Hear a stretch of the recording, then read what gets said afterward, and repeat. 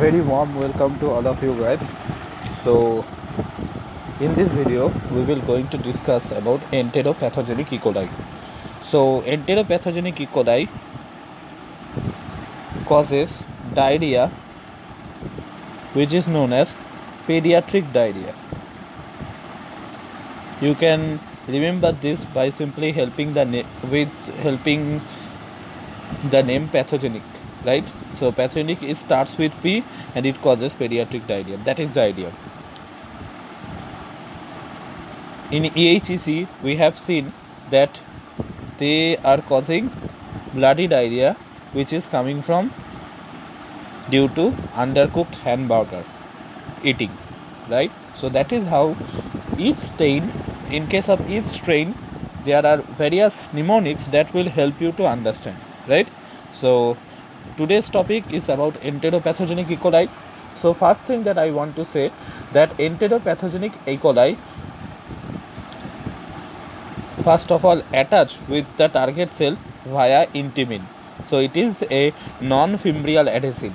Okay, so we have also talked about intimin in EHEC, right, where we have talked about TIR intimin binding. So here also you can see those intimins. So EPEC is moderately invasive. They are less invasive as compared to your Shigella or EIEC.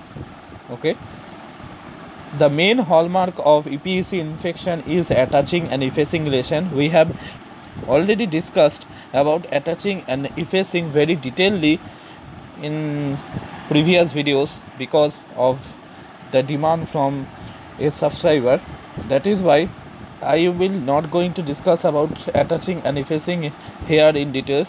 I have just talked about 4 extra things that you should know, and then I will also attach the video just after that one in the playlist so that it will be helpful for you. So attaching and effacing, so they will attach to the epithelium cell, okay, and causes effacement of the microvilli. That is why the term attaching and effacing.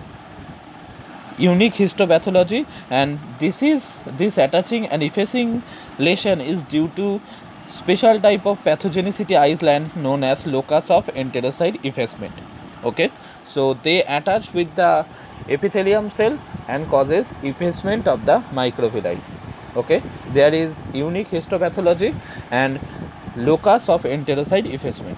Okay, so now they does not produce any kind of heat labile toxin or heat stable toxin. Instead they go for Shiga like toxin, okay, according to some reports, but usually they do not produce any kind of enterotoxin. Okay, so usually they are having infantile diarrhea, okay, which is kind of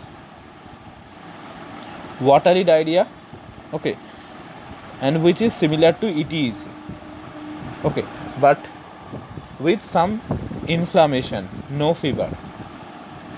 Clear?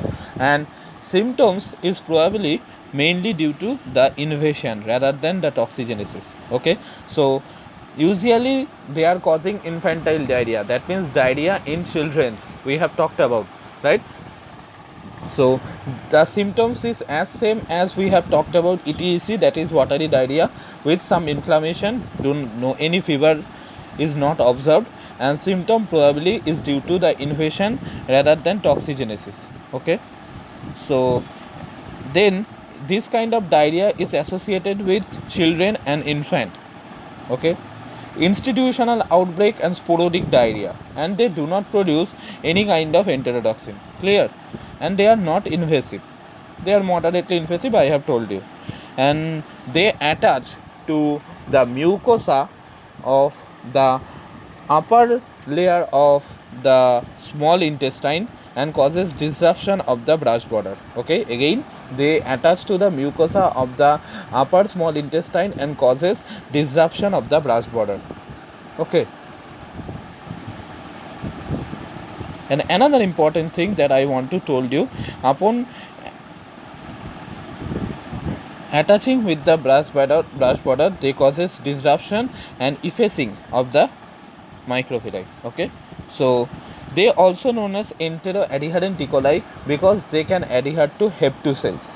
Okay, and these provide us the way to diagnose them. Okay, they can be diagnosed by demonstrating the localized adherence to Hep2 cell in cell culture and by agglutination test. Okay, so diagnosis can be done by demonstrating the adherence of Hep2 cells in cell culture and by agglutination test.